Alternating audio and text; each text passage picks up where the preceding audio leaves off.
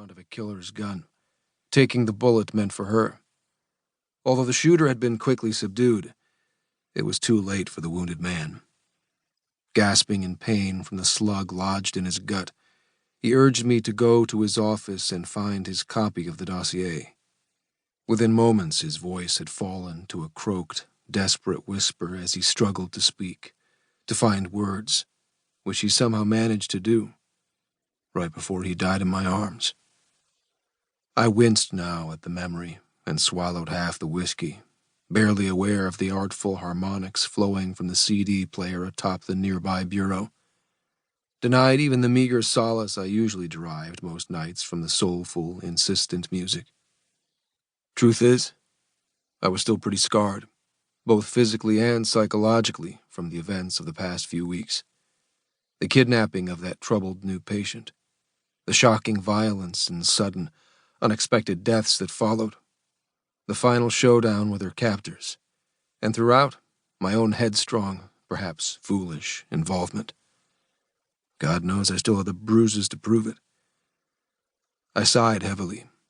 My eyes, tired after a long day of seeing patients, squinted down at the blurred, Xeroxed documents arranged chronologically in the ringed binder, trying to make sense of what I was seeing, especially the handwritten notes of the investigating detectives, as though, in the soft amber light of the table lamp, the hurriedly scrawled words had become meaningless ciphers. Not that the police reports made up the bulk of the binder's contents. This painstakingly prepared dossier was literally the paper trail of my entire life. From birth certificate to University of Pittsburgh psychology degree, from my clinical experience to favorite bar, hospital affiliations to tax returns. My family and its many sorrows. My marriage to the former Barbara Camden, also a Ph.D., including our brief stint in couples counseling. My friends and colleagues, my private practice, my work as a consultant to the Pittsburgh Police.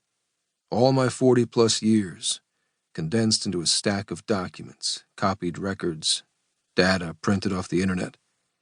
The gains and losses, both professionally and personally, that made up my life. But it was the material pertaining to Barbara's death that drew my repeated, almost obsessive interest. Personal details were compiled by the police at the start of their investigation. Her own family's history, her noted career as a linguistics professor at Pitt, her marriage to me not long after we'd first met as graduate students. Then came the forensics from the crime scene, the futile canvas of the surrounding area, leads that went nowhere, anonymous tips that never panned out, and finally their interview with me a month after the mugging, as I lay in the hospital bed recovering from my own gunshot wound. There hadn't been much I could tell them. Barbara and I had been approached coming out of a restaurant at the Point by an armed thug in a hoodie. He was about my size, I vaguely recalled, though his face was almost totally obscured by the peaked hood and the black of night. A chilled darkness barely broken by the restaurant's soft-hued exterior lamps and a single light canopied over the valet parking kiosk. It had all happened in what seemed like moments. The guy grabbed for Barbara's purse.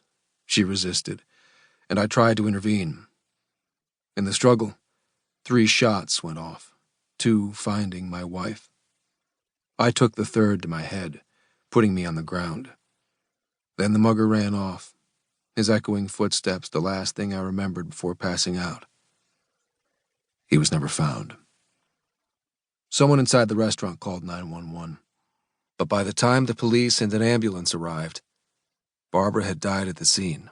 I, for some reason, didn't. I still bear the scar from the bullet that pierced my skull, evidence of my unlikely survival, my inexplicable, unearned luck.